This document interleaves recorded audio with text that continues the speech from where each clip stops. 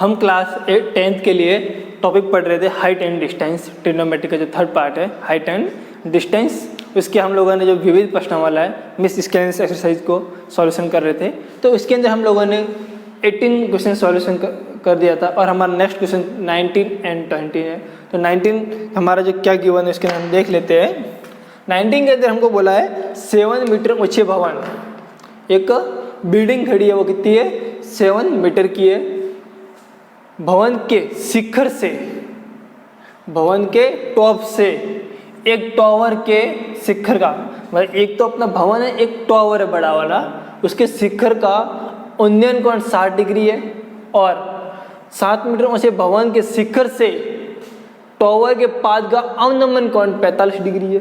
किसको कैसे पढ़ना है पता है कि भवन के शिखर से एक टॉवर के शिखर का उन्नयन कोण 60 डिग्री है और इसके पाद, इसका मतलब क्या हो, भवन के शिखर से टॉवर के पाद का अवनमन कोण, भवन के शिखर से टॉवर के पाद का अवनमन कोण 45 डिग्री है। तो टॉवर की ऊंचाई ज्ञात करो। पहले हम गिवन लिख देते हैं, उसके बाद हम सॉल्यूशन डायग्राम बनाया करते हैं। तो पहले तो हम ये देखते हैं इसमें गिवन क्या है।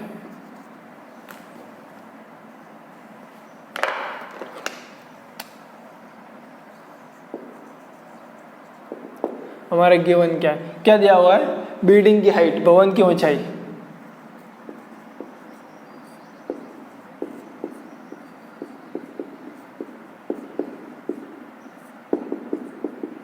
7 मीटर और क्या दिया उन्नयन कोण, उन्नयन कोण दिया हुआ है हमको 60 डिग्री और क्या दिया हुआ अवनमन कोण कितना 45 डिग्री। हम इसको डायग्राम बना के देखेंगे। तो हमारा ये भवन और टॉवर दो है ना, तो ये मान लो हमारा भवन है, यहाँ एक टॉवर मान लेते हैं, यहाँ से ये बड़ा टॉवर है और ये हमारा भवन है 7 मीटर वाला। ओके, एक हॉरिजॉन्टल प्लेन पे हैं दोनों। अब यहाँ इसकी हाइट कितनी है 7 मीटर। अब क्या बोला, भवन के शिखर से एंगल लेना है, कहाँ से, यहाँ से और कहाँ तक, शिखर टॉवर के शिखर तक। तो हम एक हॉरिजॉन्टल प्लेन बना देते हैं यहाँ पे कि हमेशा एंगल कहाँ से ले जाते हैं, क्षैतिज से, हॉरिजॉन्टल से लेते हैं। तो ये एंगल कितना हो जाएगा हमारा, कितना दिया हुआ है 60 डिग्री, कौन सा उन्नयन कोण। अब हमको क्या दिया हुआ है, ऊंचे 7 मीटर ऊंचे भवन के शिखर से एक टॉवर के पाद का अवनमन, पाद का है ना, कहाँ से, ये वाला, इसका पाद है फुट है और ये इसका भवन का टॉप है, तो ये कोण, ये कितना दिया हुआ है, तो ये हमारी ट्रायंगल बनता है। मैंने कहा क्या बोला था, जहाँ से दिया उसके दूर जाना है, तो कहाँ से दिया, भवन के शिखर से अवनमन कोण है पाद का, मतलब यहाँ से अवनमन कोण, तो कहाँ जाना है, दूर जाना है यहाँ पे। तो ये कौन सा होगा, अवनमन कोण कितना होगा 45 डिग्री, है ना। ये कौन सा है, इसको नाम लिख देता हूँ, ये आपका उन्नयन कोण है और ये अवनमन कोण है। ओके, ये बिल्डिंग का नाम है ए बी, इसका सी और डी, और इस बिंदु को मैं ये देता हूँ। तो मेरे पास दो ट्रायंगल, एक ट्रायंगल ये, दूसरा ये कौन सा, ये वाला है ना, ये ए ई सी और यहाँ पर है सी डी बी वाला। हमारे पास दो ट्रायंगल है। अब देखो हमारे पास सिर्फ एक ही पिरामिड दिया हुआ, ये भी दिया हुआ नहीं है, कौन सा, इसको मैं x मान लेता हूँ, और ये x है तो ये भी x ही होगा कि दोनों के पैरेलल लाइन से और इक्वल है, तो x होगा। ओके, अब मुझे फाइंड आउट क्या करना है, टॉवर की ऊंचाई। तो टॉवर की ऊंचाई मैं दो पार्ट में, दो, अब ये वाली टॉवर की ऊंचाई मैं कितना, ये h मान लेता हूँ और ये वाला पार्ट, तो ये तो सेम इसके पैरेलल है, तो कितना होगा 7 मीटर। तो टोटल टॉवर की ऊंचाई कितनी होगी 7 प्लस h। तो हमको h की वैल्यू फाइंड आउट करनी है। तो अब देखो, माना टॉवर की ऊंचाई 7 प्लस h है और दोनों के मध्य दूरी कौन सी, टावर और भवन के मध्य दूरी बी डी, तथा बी डी हम कितना कंसिडर करते हैं, एक्स कर लेते हैं, तो वो किसके बराबर होगा, ई सी के बराबर होगा। ये भी कितना होगा, एक्स से होगा। तो ये हमने मान लिया। अब हमारे पास दो ट्रायंगल है, पहले ये ट्रायंगल सॉल्यूशन करेंगे, इससे हमारे क्या एक्स मिल जाएगा, क्योंकि यहाँ पे देखो एंगल दिया हुआ है, हमारा हाइट एंड डिस्टेंस में क्या है, एक तो कोण है, एक दूरी है, एक ऊंचाई है ना। तो ऊंचाई दी हुई है, एंगल दिया हुआ है, सिर्फ हमको क्या निकालना है, दूरी निकालनी है दोनों का मध्य। तो हमारी दूरी यहाँ से निकल जाएगी, वो दूरी यहाँ काम आ जाएगी, यहाँ पर दूरी काम आ जाएगी, तो दूरी और हमारा कोण हो जाएगा, तो हमारी ऊंचाई निकल जाएगी। इसलिए पहले ये एंगल ट्रायंगल सॉल्व करेंगे, फिर इसको, तो इसको हम फर्स्ट नंबर देते हैं इस ट्रायंगल को, फिर इसको। अब इसके अंदर भी देखो एंगल के सामने वाला हमारा ऑपोजिट लंब होता है और ये बेस है ना। तो लंब और आधार किसमें tan थीटा के अंदर, और इसके अंदर भी इसके सामने वाला ऑपोजिट लंब है और ये आधार बेस है, दोनों में tan थीटा यूज होगा। तो हम पहले ट्रायंगल लेते हैं त्रिभुज, कौन सा लेते हैं, ये पहला कौन सा है, सी डी बी या बी डी सी, कुछ भी लिख सकते हो, बी डी सी में ये हमने एक ट्रायंगल ले लिया। अब इसके अंदर क्या है हमारा tan 45 degree equals to tan 40, लंब कौन सा 7, आधार क्या x, 7/x, तो 1 इक्वल्स टू 7/x, तो cross multiply x equals to 7। तो हमारा एक ये पार्ट आ गया, इक्वेशन नंबर 1। ओके, अब हमारा दूसरा लेते हैं हम लोग ट्रायंगल, क्या नाम है, AEC, क्या नाम है, AEC में। अब इसके अंदर क्या है, tan 60 इक्वल्स टू लंब मतलब h/x है ना, तो tan 60 इक्वल्स टू h/x, लंब अपॉन आधार। तो इसकी वैल्यू होती है √3, h की वैल्यू है नहीं, यहाँ पे x है, तो क्या हो जाएगा x √3 ना, cross multiply equals to h। ये हमारी समीकरण हो जाएगी 2। अब हम क्या करेंगे, समीकरण 1 और 2 से, तो समीकरण 1 में जो x का मान है वो 2 में पुट करेंगे तो h का मान आ जाएगा। तो क्या कर लिखते हैं यहाँ पे हम लोग, समीकरण 1 व 2 से, तो क्या x का मान पुट करो, क्या आएगा 7√3 इक्वल्स टू h। तो ये किसकी वैल्यू हो जाएगी हमारी, h आ गया। अब हमारे टावर की ऊंचाई कितनी होगी, टावर की ऊंचाई कितनी, h+7, कितनी है, h+7। तो हम लोग टावर की ऊंचाई निकालेंगे,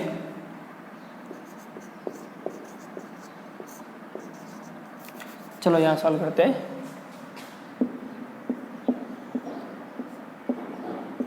टावर की ऊंचाई कितनी है, h+7, और h की वैल्यू कितनी है, कितनी है हमारे पास 7√3, तो 7√3। तो इसके अंदर दोनों में 7 कॉमन लेते हैं, तो 7 कॉमन ले गया, 1 + √3 आएगा, √3 की वैल्यू होती है 1.732, तो 1 + 1.732, तो ये आएगा 7 × 2 + 732, इन दोनों को जोड़ दो, तो इसका आंसर आएगा 14 और 7 19.124 मीटर। कितना आएगा, 19.124 मीटर, अर्थात टावर की ऊंचाई कितनी होगी, 19.24 मीटर। अतः टावर की ऊंचाई 19.124 मीटर। तो इस टाइप से हमारी क्वेश्चन था। इसके अंदर क्या दिया होता, एक तो हमारा भवन के शिखर से, टावर के शिखर का उन्नयन कोण, और एक भवन के शिखर से टावर का फुट का हमको अवनमन कोण दिया था, और इसकी भवन की ऊंचाई दी हुई थी, बाकी हमको सबको निकालना था। हम 2 ट्रायंगल्स का सॉल्यूशन करके हम लोगों ने इसकी वैल्यू फाइंड आउट की। अब नेक्स्ट क्वेश्चन से हमारा 20 नंबर, उसमें क्या बोला, एक पर्वत के शिखर से पूर्व की ओर, मान लो ये पर्वत है, इसके पूर्व की ओर 2 बिंदुओं से शिखर के अवनमन कोण, यहाँ पर क्या दिया हुआ है, 2 बिंदुओं से शिखर का अवनमन कोण दिया हुआ 30 डिग्री व 45 डिग्री। यदि बिंदुओं के बीच की दूरी 1 किलोमीटर हो तो पर्वत की ऊंचाई ज्ञात करो। अब दो बिंदु दिए उसके उसके मध्य दूरी कितनी दी हुई है 1 किलोमीटर, लेकिन ये नहीं बताया कि पर्वत से वो बिंदु कितने दूर है, वो नहीं बताया, सिर्फ बिंदुओं के मध्य की दूरी बताई है। तो इस टाइप का क्वेश्चन हम लोगों ने सॉल्व किया, उसमें उन्नयन कौन थे, इसमें अवनमन कौन है, तो इसको सॉल्यूशन करेंगे हम लोग।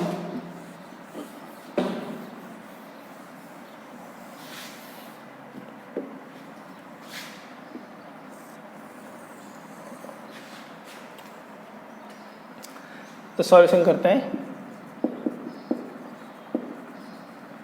गिवन है दो बिंदुओं के मध्य दूरी,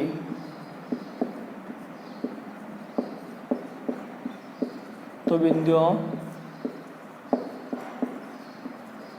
के मध्य दूरी कितनी है 1 किलोमीटर, और अवनमन कौन,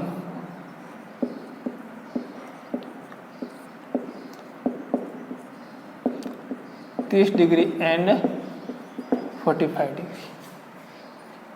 शिखर का अवनमन कौन बोला है, क्या बोला है, शिखर के अवनमन कौन। तो अब इसके डायग्राम बनाते हैं। ये पर्वत है हमारा, मान लो ये हमारा पर्वत है और यहाँ से दो बिंदु है, इस क्षैतिज समतल पे दो बिंदु है। ये पर्वत AB है और CD तो बिंदु है, और इसके मध्य दूरी कितनी दूरी दी हुई है 1 किलोमीटर, और ये हमको दूरी दी हुई नहीं है, तो हम इसको कंसीडर कर सकते हैं ना। ये यहाँ तक x है पहले बिंदु तक, फिर उसके बाद आगे 1 किलोमीटर है, और यहाँ से हम शिखर का अवनमन करें, मतलब नीचे आएगा।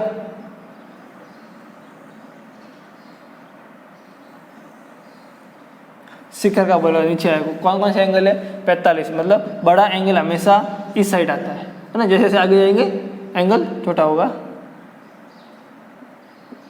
30 डिग्री, ये 45 डिग्री। अब हमारे पास दो ट्रायंगल, एक तो छोटा वाला ABC, एक बड़ा ABD, और हमें पर्वत, हम इसकी हाइट हम कंसिडर कर देते हैं h। इसकी हाइट हमने कितनी कंसिडर की है, h कंसिडर की है। तो क्या करते हैं, माना पर्वत की ऊंचाई h है तथा BC x, B और C को कितना मान लिया हमने, x मान लिया। हम दो त्रिभुज सॉल्यूशन करेंगे, पहले तो हमको x निकालना पड़ेगा, क्योंकि यहाँ से लेके यहाँ तक तो कितना जाएगा, इस बड़े वाले की x+1 है ना, x+1 किलोमीटर जाएगा। तो हम लोग क्या करते हैं, पहले ये वाला सॉल्व करते हैं, कौन सा, फर्स्ट ये, सेकंड मतलब पूरा, सेकंड मतलब ABD पूरा। तो काम करते हैं, पहले ट्रायंगल लेते हैं हम लोग ABC में।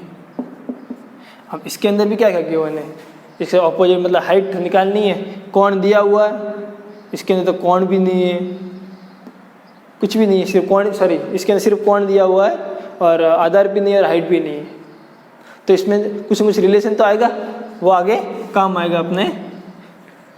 तो ट्रायंगल, तो क्या tan थीटा यूज करेंगे, क्योंकि आधार और ऊंचाई है। tan 45 degree equals to h/x है ना, लंब अपॉन आधार। तो इसका वैल्यू थे 1h/x, तो x इक्वल्स टू h। तो ये हमारी कौन सी होगी समीकरण, रिलेशन क्या है, h और x बराबर है, तो हमारा एक रिलेशन आ गया, इक्वेशन नंबर 2।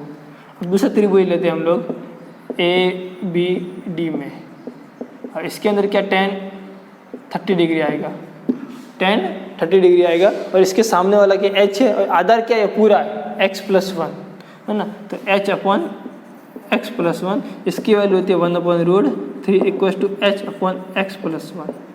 तो क्रॉस मल्टीप्लाई क्या आएगा, x+1 इक्वल्स टू √3h।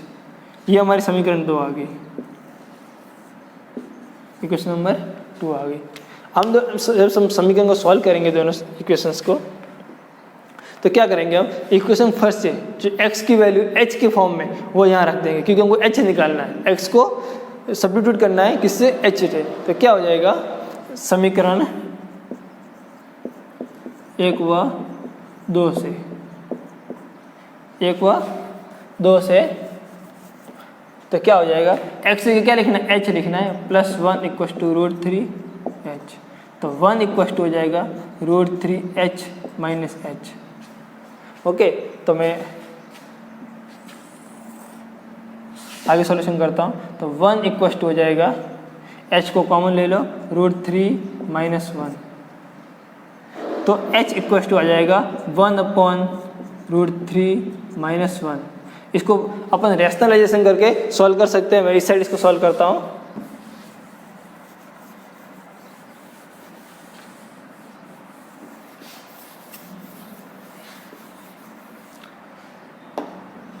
इसको यहाँ से फिर से सॉल्व करते हैं, आगे इस साइड जाते हैं। आगे क्या था हमारा, 1 equals to √3h minus h। तो h कॉमन ले लिया, क्या आएगा, √3 माइनस 1।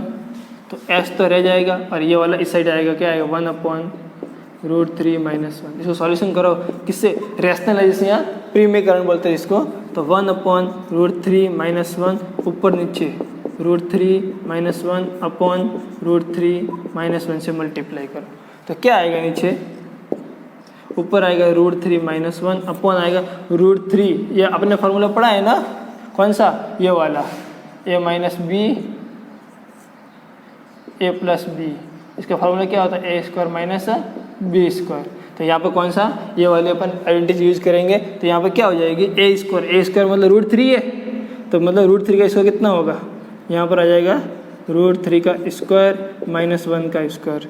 तो h इक्वस टू आ जाएगा √3 माइनस 1 अपॉन 3 माइनस 1। तो h इक्वस टू आ जाएगा √3 माइनस 1/2। ओके, तो अब इसकी वैल्यू क्या आ जाएगी, हाँ अब तो इसकी अब आगे यहाँ तक भी आप रख सकते हो। यहाँ इसको आगे सॉल्यूशन करो तो आपको h इक्वस टू मिल जाएगा 1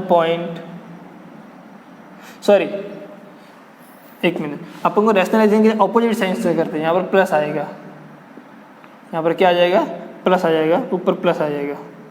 तो ऊपर वैल्यू हो जाएगी अपनी, इसकी वैल्यू होती है 1.732 और प्लस 1 करेंगे क्या आएगा, 2.732 और 2 से डिवाइड करो। तो इसमें 2 में तो 1 टाइम, 732 में 7 में 3 टाइम, फिर 13 6 किलोमीटर। किलोमीटर में तो क्या आएगा, अपना किलोमीटर आ जाएगा। तो अपने रैशनलाइजेशन करने के लिए क्या करते हैं, यहाँ माइनस साइन है तो ऊपर नीचे इसके ऑपोजिट साइन, मतलब प्लस से ऊपर नीचे मल्टीप्लाई करते हैं। तो यहाँ पर क्या आ जाएगा, अपना प्रीमीकरण करके इसका आंसर आ जाएगा। तो मेरे पहाड़ की ऊंचाई कितनी आ गई, 1.366 किलोमीटर। अतः पहाड़ की ऊंचाई मेरी 1.366 किलोमीटर आ गई। तो इस टाइप से हमारे 19 एंड 20 नंबर क्वेश्चन थे। नेक्स्ट क्वेश्चन से 21 एंड 22।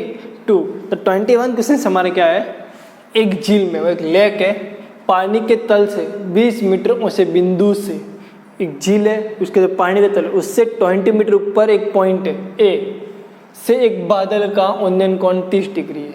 एक बादल का उन्नयन कोण 30 डिग्री है। इसका मतलब ये हुआ, मान लो ये आपकी झील है, यहाँ से ऊपर 20 मीटर पे एक पॉइंट है, तो बादल है वो जस्ट पॉइंट के बिंदु ए के ऊपर नहीं है, उससे 30 डिग्री के एंगल पे कहीं पे है बादल,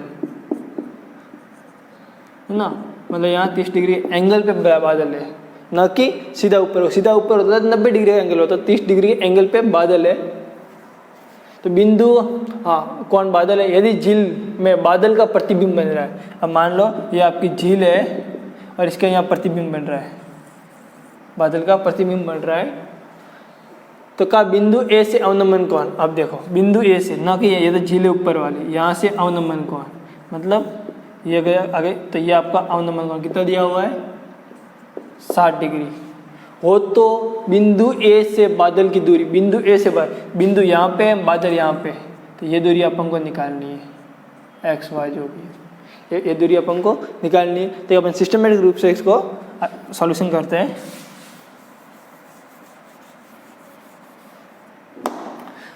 सॉल्यूशन करते हैं इसका। पहला गिवन क्या है,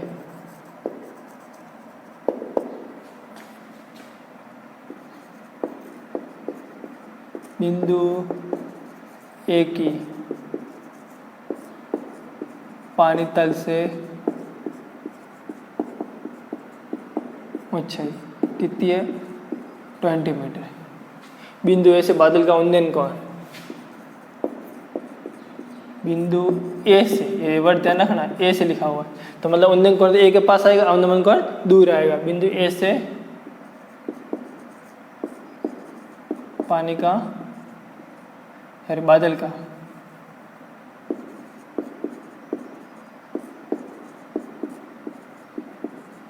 उन्नयन कोण, एंगल ऑफ एलिवेशन कितना दिया हुआ है 30 डिग्री। और क्या दिया, बिंदु ए से बादल के प्रतिबिंब का अवनमन कोण, बिंदु ए से बादल के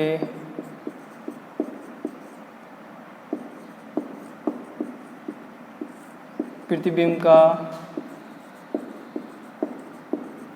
अवनमन कोण कितना है 60 डिग्री। ये अपन को सब गिवन है।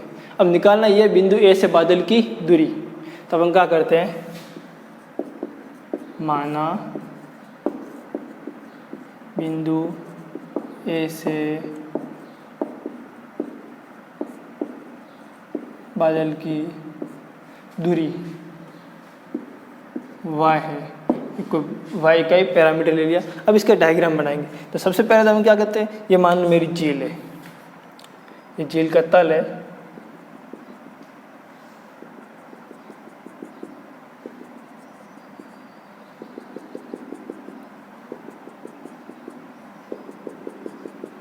ये मेरी झील है। अब यहाँ से एक हाइट पे बिंदु है, कहाँ से, ये पानी का तल है, ये जो पानी का तल है यहाँ से 20 मीटर हाइट पे बिंदु है, कितना 20 मीटर। और एक बादल है, यहाँ से एक ऊपर एक बादल है, मान लो यहाँ पर क्लाउड है, ये मेरा क्या है बादल है,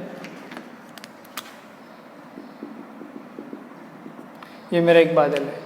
अब उसका एक बादल है, उसका और एंगल पॉइंट ए के साथ अवनमन कोण, मतलब आपको लाइन ये 37 फिर आपको यह लेना पड़ेगा, पानी नहीं लेके यह लेना पड़ेगा। तो ये आपका गिवन है। कितना एंगल दिया हुआ है, बिंदु ए से पानी के बादल का कोण उन्नयन कोण कितना है 30 डिग्री है। ठीक है,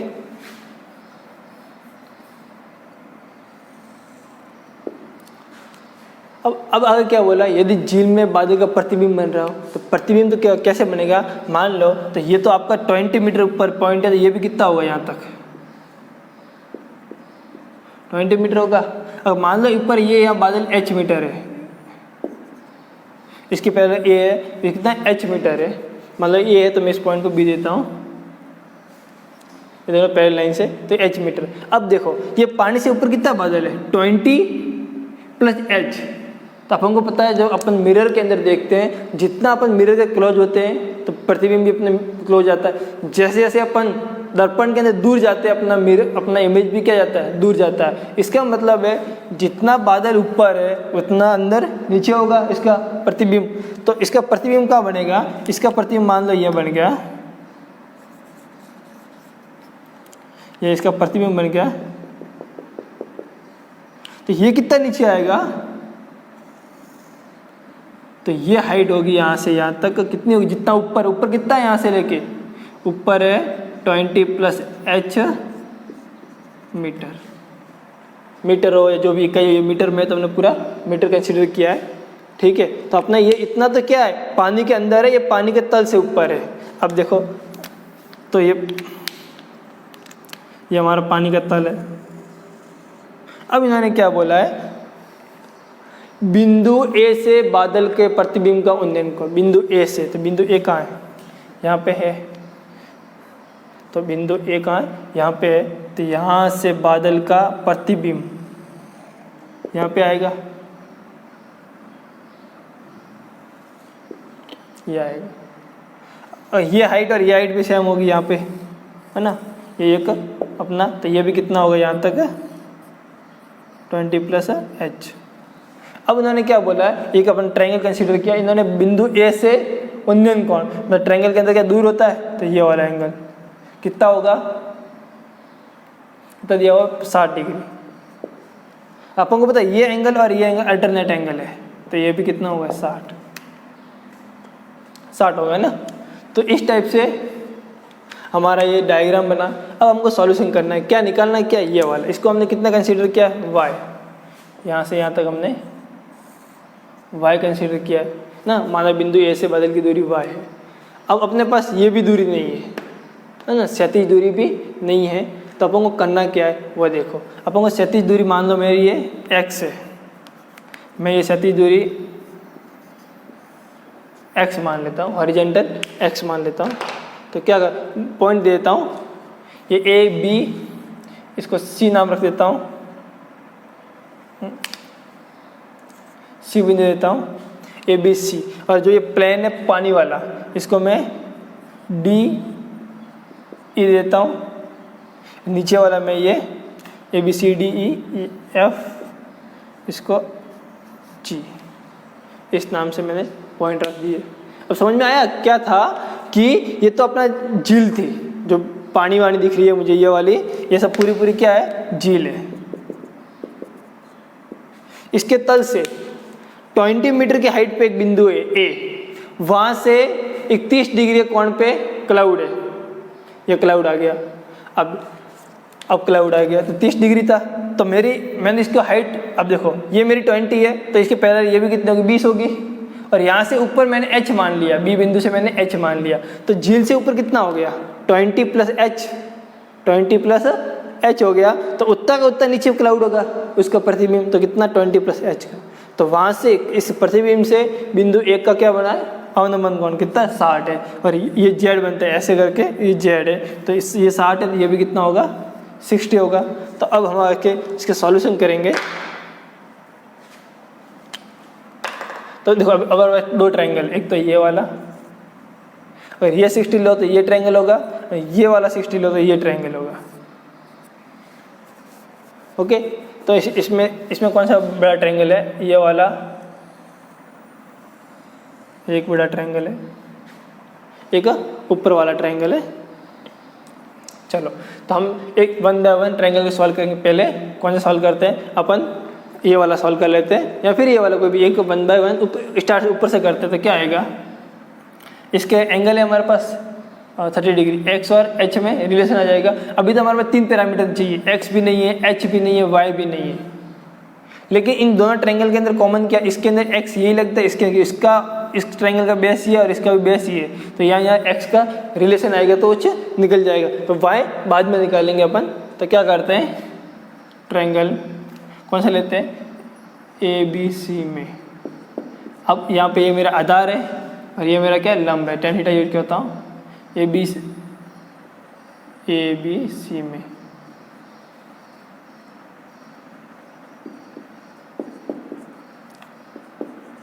tan 30 इक्वल्स टू लंब कौन सा है, h, आधार क्या x, h बाय x, तो 1/√3 equals to h by x। Okay, तो h कितना आ गया, x equals to cross multiply √3 h। ये तो अपना आगे समीकरण नंबर 1 आ गई। अब आगे पार्ट ये वाला ट्रायंगल लेते हैं, या तो इस साइड से ले लो या इस साइड से, कोई फर्क नहीं पड़ता। अगर इस साइड से लोगे तो आधार ये आएगा, तो ये भी आपका आधार x ही है, ये और ये पैरेलल है।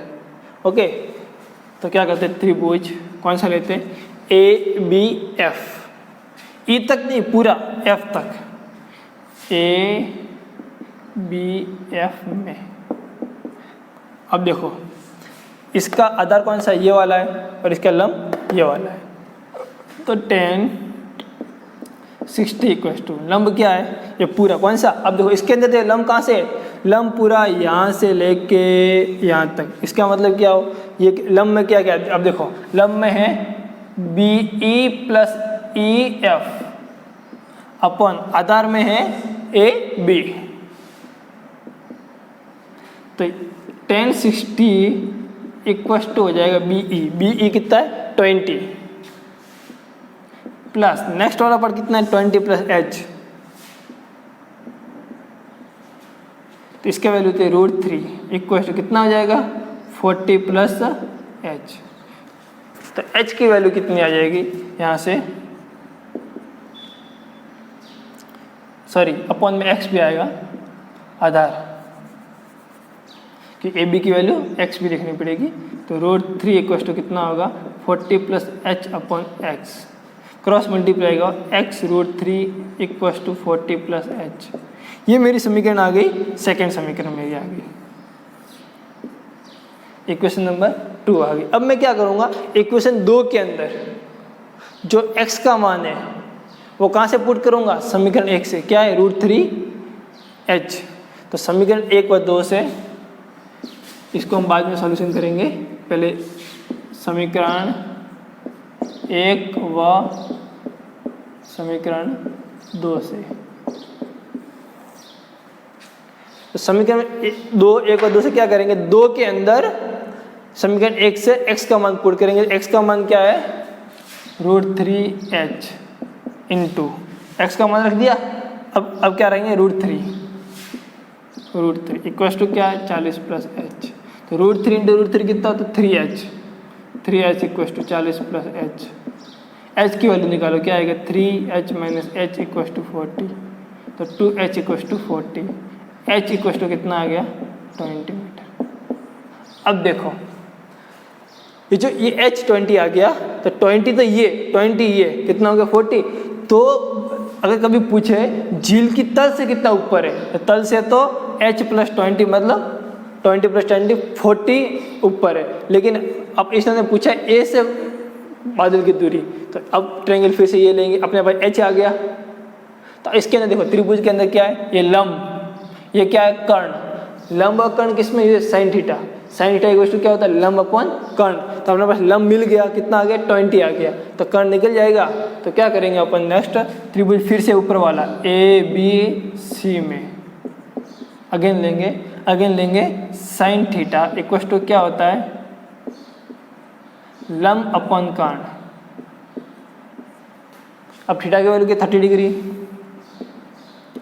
साइन 30 इक्वल टू लंब कितना है 20, कर्ण क्या है y। तो क्या होगा 1/2 equal to 20 upon y, cross multiply करो तो y इक्वल टू आएगा 20 इंटू 2, तो y इक्वल टू आएगा 40 मीटर। तो बिंदु A से बादल की दूरी कितनी है 40 मीटर। अतः बिंदु A से बादल की दूरी 40 मीटर होगी। तो इस क्वेश्चन के अंदर दिया क्या हुआ था, हमारे पास बिंदु ए से उन्नयन कोण बादल का और बिंदु ए से प्रतिबिंब उसका अवनमन कोण दिया हुआ था। तो इसके लिए हम लोगों ने क्या किया, हमको पहले यहाँ से ये चेक करना y निकालना था, लेकिन हमारे पास देखो y यहाँ पर x h कुछ हमारे पास नहीं था, सिर्फ एंगल था, ना हाइट थी ना दूरी थी। इसलिए हमको पता था इस त्रिभुज और इस त्रिभुज में संबंध क्या है, एक तो h भी है और x दोनों में बीच कॉमन। इसलिए हमने इसको सॉल्यूशन करके x और h में रिलेशन निकाला और इसको सॉल्यूशन करके क्या किया, जहाँ x था वहाँ पे h को पुट किया तो वहाँ h की वैल्यू आ जाएगी। वो h की वैल्यू से हमारा लंब आ गया। उसके बाद फिर से इसको कर्ण निकालने के लिए हमें साइन थीटा का यूज करके हमें कर्ण निकाला, तो कर्ण ही हमारे क्या आती बिंदु ए से बादल की दूरी। इस टाइप से ये थोड़ा क्वेश्चन घुमा के था, थोड़ा बड़ा भी था।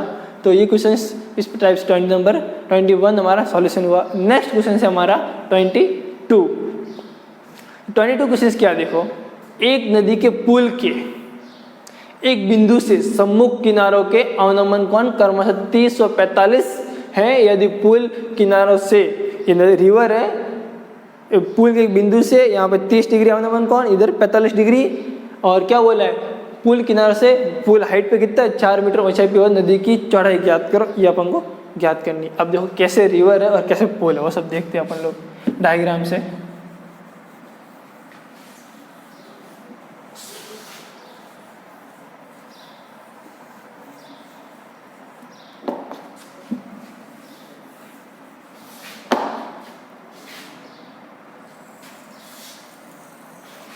सॉल्यूशन करते हैं 22 का। गिवन क्या है? पुल के एक बिंदु से सम्मुख किनारों के अवनमन कौन? पुल के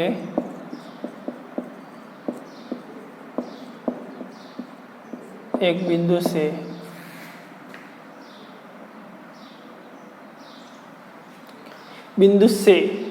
बिंदु के सम्मुख किनारों के अवनमन कौन बोला है?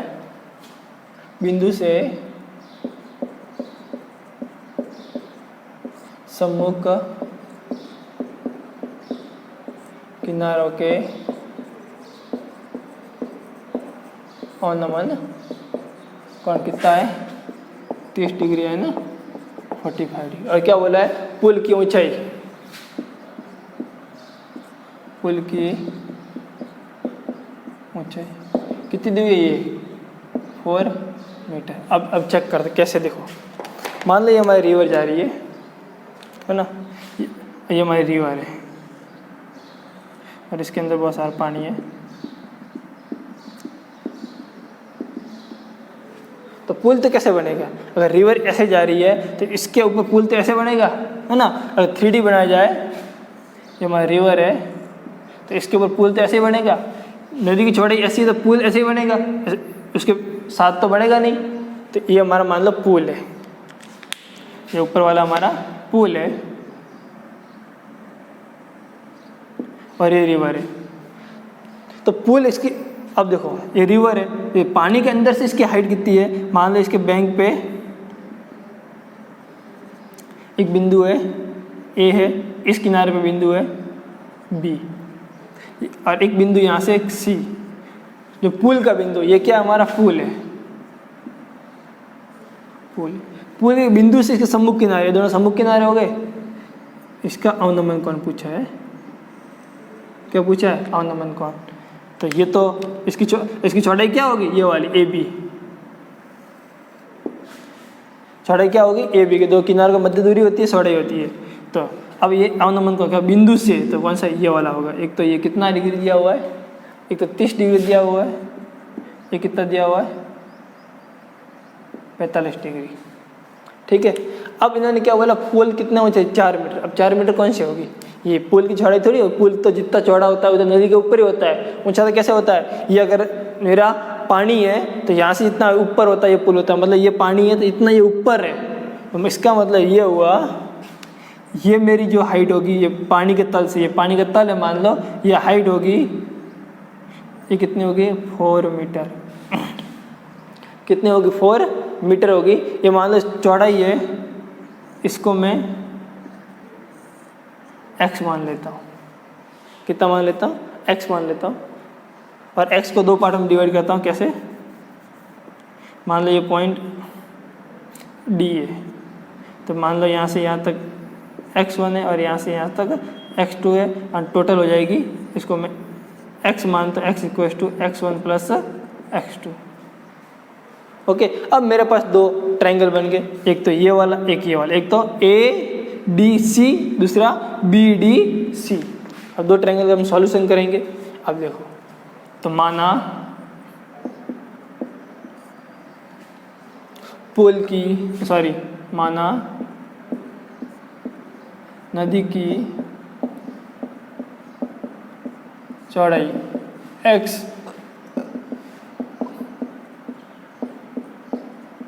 है, मैंने इसको x माना है, नदी की चौड़ाई x, जिसको x1 प्लस x2 के रूप में डिफाइन किया है मैंने। तो यहाँ से x1 आ जाएगा इस ट्रायंगल से क्या है? x2 आएगा, क्योंकि इसके सामने वाला अपोजिट लंब है, आधार निकालना। इसमें भी क्या है? अपोजिट लंब दिया हुआ, आधार निकालना है। हम 2 त्रिभुज लेंगे। पहला त्रिभुज लेते हैं, त्रिभुज ADC में। तो ADC के अंदर का tan थीटा यूज करेंगे। तो tan थीटा इक्वल, लंब कौन सा है? DC या CD। आधार कौन सा है? AD। थीटा की वैल्यू कितने? 30 डिग्री। 30 डिग्री है। और CD कितना? 4 मीटर दिया हुआ है। AD क्या अपने x1 माना है, तो ये कितना होता है? 1/√3 equal to 4/x1। Cross multiply करो, x1 इक्वल टू 4√3 आएगा। अब दूसरा ट्रायंगल लेता हूँ मैं, कौन सा, ये वाला। इसमें क्या है, ट्रायंगल BDC में, इसमें भी क्या tan थीटा लगेगा। इसके अंदर लंब कौन सा है, CD, और BD क्या है, मेरा आधार है। अब वैल्यू पुट करो तो tan 45 डिग्री, कितना है, 45। CD कितना है, 4 है, BD x2 है, तो 45 1 इक्वल टू 4/x2, तो x2 कितना आ जाएगा, 4 मीटर। x इक्वल टू क्या है मेरा, x1 प्लस x2, तो x equal to x1 plus x2, तो x इक्वल टू क्या आ जाएगा, 4√3 प्लस